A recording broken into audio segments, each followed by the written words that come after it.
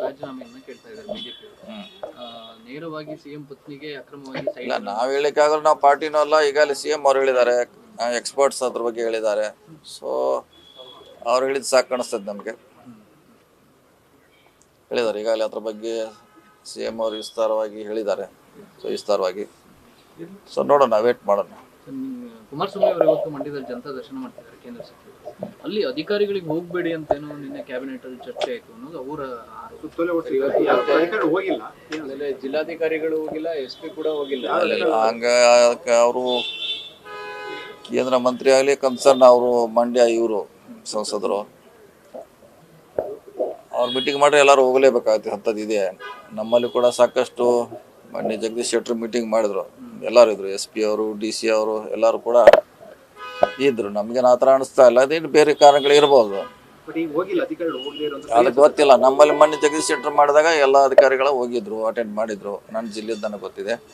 ಇಲ್ಲಿ ಕೂಡ ಹೋಗ್ಲಿಕ್ಕೆ ಅವಕಾಶ ಇದೆ, ಅಷ್ಟೇ ಗೊತ್ತಿದೆ. ಕುಮಾರಸ್ವಾಮಿ ಅವ್ರ ಮೇಲೆ ವೈಯಕ್ತಿಕ ದ್ವೇಷ ಇಲ್ಲ ಹಂಗೇನಿಲ್ಲ. ನಾವು ನನ್ನ ಜಿಲ್ಲೆಯನ್ನ ಉದಾಹರಣೆ ಹೇಳ್ತಾ ಇದೀನಿ. ಇಲ್ಲಿ ಹೋಗ್ಬೋದಿತ್ತು, ಯಾಕೆ ಹೋಗಿಲ್ಲ ಅಂತ ಇನ್ನು ಅವರೇ ಅಧಿಕಾರಿಗಳು ಹೇಳ್ಬೇಕು. ಯಾಕೆ ಹೋಗ್ಲಿಕ್ಕೆ ಅಧಿಕಾರಿ ಇದೆ, ಅವ್ರು ಕರೆದ್ರೆ ಮೀಟಿಂಗ್ ಹೋಗ್ಲಿಕ್ಕೆ ಅಧಿಕಾರಿ ಇದೆ, ಹೋಗ್ಲೇಬೇಕಾಗ್ತದೆ. ನೀವು ಮೊನ್ನೆ ಎಲ್ಲ ಸೆಂಟ್ರಲ್ ಮಿನಿಸ್ಟರ್ಗಳನ್ನೆಲ್ಲ ಕರೆದು ಮೀಟಿಂಗ್ ಮಾಡಿ ಸಂಘರ್ಷ ಬೇಡ, ಸಹಕಾರದಿಂದ ಹೋಗೋಣ ಅಂತೀರಾ.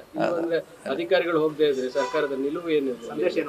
ಅಲ್ಲಿ ಅವ್ರು ಕೇಳ್ಬೇಕು, ನಮಗ್ ಗೊತ್ತಿಲ್ಲ ಅದ್ರ ಬಗ್ಗೆ. ನಮ್ಮ ಜಿಲ್ಲೆದ ನಾ ಹೇಳಿದೀನಿ, ಇನ್ನು ಅಲ್ಲಿ ಜಿಲ್ಲೆದ ಅಲ್ಲಿದ್ ಗೊತ್ತು. ನಾವ್ ಹೇಳ ಈಗ ಹೇಳಿದೆಲ್ಲ. ನಮ್ಮಲ್ಲಿ ಜಗದೀಶ್ ಶೆಟ್ಟರ್ ಮೀಟಿಂಗ್ ಮಾಡಿದ್ರು, ಎಲ್ಲ ಅಧಿಕಾರಿಗಳು ಹೋಗಿದ್ರು. SP, DC, CO, all head of the district ಎಲ್ಲ ಹೋಗಿದ್ರು. ಈ ಜಿಲ್ಲೆ SP, DC ಗಳಿಗೆ ಇನ್ಸ್ಟ್ರಕ್ಷನ್ಸ್ ಇತ್ತು, ನಮ್ಗೆ ಗೊತ್ತಿಲ್ಲ ಇದೆ. ನಮಗ್ ಗೊತ್ತಿಲ್ಲ, ಅದು ಯಾರು ಹೇಳಿದಾರ ಬಿಟ್ಟಿದಾರ ಗೊತ್ತಿಲ್ಲ. ಹೋಗಿರ್ತಾರಂತ ನಮ್ಮ ಭಾವನೆ. ಹೌದು, ಖಂಡಿತ. ಒಬ್ಬ ರಿಸೀವ್ ಮಾಡ್ಲಿಕ್ಕೆ ನಾವು ಹೋಗ್ಲೇಬೇಕಾಯ್ತು. ಒಬ್ಬ MP ಬಂದ್ರೆ, ಒಬ್ಬ ಕೇಂದ್ರ ಸಚಿವ ಬಂದ್ರೆ ಅಧಿಕಾರಿಗಳು ಹೋಗಬೇಕಾಗ್ತದೆ. ಅದು ವಾಡಿಕೆ. ಮೂಡ ಕೇಸ್ ಹೊರಬರೋದಕ್ಕೆ ನಿಮ್ಮ ಪಕ್ಷದವರೇ ಕಾರಣ ಅನ್ನೋದು ಕೂಡ ಕುಮಾರಸ್ವಾಮಿ ಅವರ ಆರೋಪ. ಅಂದ್ರೆ ಯಾರು CM ಸ್ಥಾನದ ಮೇಲೆ ಕಣ್ಣಿಟ್ಟಿದ್ದಾರೆ ಅವರು ಅನಗತ್ಯವಾಗಿ ಸಿದ್ದರಾಮಯ್ಯ ಮೇಲೆ ಕಪ್ಪು ಮಸಿ ಬಳಿಯೋದಕ್ಕೆ. ಅದ್ರ ಬಗ್ಗೆ ನಮ್ಗೆ ಗೊತ್ತಿಲ್ಲ, ಯಾರು ಏನ್ ಹೇಳಿದಾರ ಅದು ಹೇಳ್ತಾರ. ಇಂಥವೆಲ್ಲ ರಾಜಕೀಯ ಬಂದಾಗ ರೆಕ್ಕೆ ಪಕ್ಕೆ ಹುಟ್ಟೋಗ್ಬಿಡ್ತಾವ. ಅದೇನಾಗಿ ಏನಿದೆ ಅದರಿಂದ ಏನಾಗೋಂಗಿದೆ, ಡ್ಯಾಮೇಜ್ ಏನಾಗೋಂಗಿದೆ? ಏನು CM ಅವ್ರಿಗೆ ಏನಾಗೋಂಗ ಏನಿಲ್ಲ. ಅವ್ರದ್ದೇನೇನು ಅವ್ರ ಸರ್ಕಾರ ಇದ್ದಾಗ ಮಾಡಿದ್ದದು, BJP ಸರ್ಕಾರ ಇದ್ದಾಗ ಮಾಡಿದ್ದದು. ಈಗ ಅದರಲ್ಲಿ JDS MLAಗಳು ತಗೊಂಡಿದ್ದಾರೆ, BJP ಅವರು ತಗೊಂಡಿದ್ದಾರೆ. ಹೌದೆಲ್ಲ ಎಲ್ಲ ಮಾತ್ರ ಹೊರಗೆ ಬಂತಲ್ಲ ಚರ್ಚೆ ಅಷ್ಟೇ. ಚರ್ಚೆ ಆಗಿ ಮತ್ತೆ ಹೋಗ್ತು, ಮಳೆ ಬಂದಂಗೆ ಅಷ್ಟೇ. ಚರ್ಚೆ ಆಗಿದ್ದು ಹೋಗ್ತದೆ ಅಷ್ಟೇ. ಅದಕ್ಕೆ ಏನಾಗೋದು, ಏನು ಅವ್ರೇನು ಸೈನ್ ಮಾಡಿಲ್ಲ, ಅವ್ರೇನು ತಪ್ಪು ಮಾಡಿಲ್ಲ. ಆ್ಯಕ್ಚುಲಿ ಅವ್ರಿಗೆ ನಿನ್ನೆ ಕ್ಯಾಬಿನೆಟ್ ಚರ್ಚೆ 68 ಕೋಟಿ ಮೂಡೋರು ಕೊಡ್ಬೇಕು ಅವ್ರಿಗೆ. ಅವ್ರಂತಾರೆ ನಿಮ್ಮ ಲ್ಯಾಂಡೇ ಬೇಡ ನಮಗೆ, ದುಡ್ಡು ಕೊಡಿ ಅಂತ ಹೇಳ್ತಾರೆ. ಕೊಡ್ಬೇಕಷ್ಟೇ. ಕೊಡ್ಲಿ, ಅದು ಮೂಡೋದ್ರ ಕೊಡ್ಲಿ.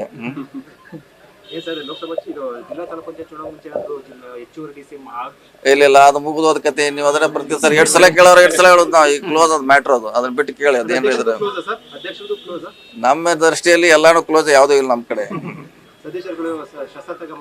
ಯಾವುದು ಇಲ್ಲ, DCM ಇಲ್ಲ, ಯಾವುದೂ ಇಲ್ಲ. ಈಗ ಏನಿದ್ರು ಉಪಚುನಾವಣೆ ಅಷ್ಟೇ. ಈಗ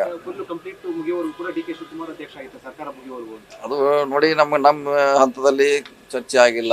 ನಾವು ನಿರ್ಣಾಯಕರು ಅಲ್ಲ, ಡಿಸಿಷನ್ ಮೇಕರು ಅಲ್ಲ.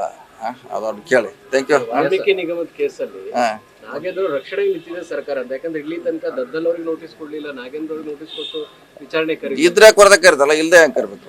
ಆ ಸಪೋಸ್ ರಾಜೀನಾಮೆ ನೈತಿಕ ಹೊಣೆ ಅಷ್ಟೇ, ಮತ್ತೇನದು? ನೈತಿಕ ಹೊಣೆ ಹೊತ್ತಿದ್ದಾರೆ, ಕ್ಲಿಯರ್. ಆದ್ರೆ ಹಿಂದೆ ನಮ್ಮ ಜಾರ್ಜ್ ಅವ್ರು ಕೊಟ್ರಲ್ಲ, ಭಾಳಷ್ಟು ಜನ ಕೊಟ್ಟಿದ್ದಾರೆ. ಸಾಬೀತಾದ್ಮೇಲೆ ಮತ್ತೆ ವಾಪಸ್ ಬಂದಂಥ ಉದಾಹರಣೆಗಳು ಸಾಕಷ್ಟಿದೆ. ಇನ್ನೊಂದು ತಿಂಗಳು 2 ತಿಂಗಳಲ್ಲಿ ಸಂಪೂರ್ಣ ತನಿಖೆ ಮುಗಿಬೋದು. ಮುಗಿದ್ಮ್ಯಾಗ ಮತ್ತೆ ತಪ್ಪಿಸ್ತಿರಲಿಲ್ಲ ಅಂದ್ರೆ ಮತ್ತೆ ವಾಪಸ್ ಅವರ ಸ್ಥಾನಕ್ಕೆ ಬರ್ತಾರೆ ಅವರು. Okay, thank you. News First, ನಿರ್ಭೀತಿಯಿಂದ ನಿಮ್ಮ ಪರವಾಗಿ.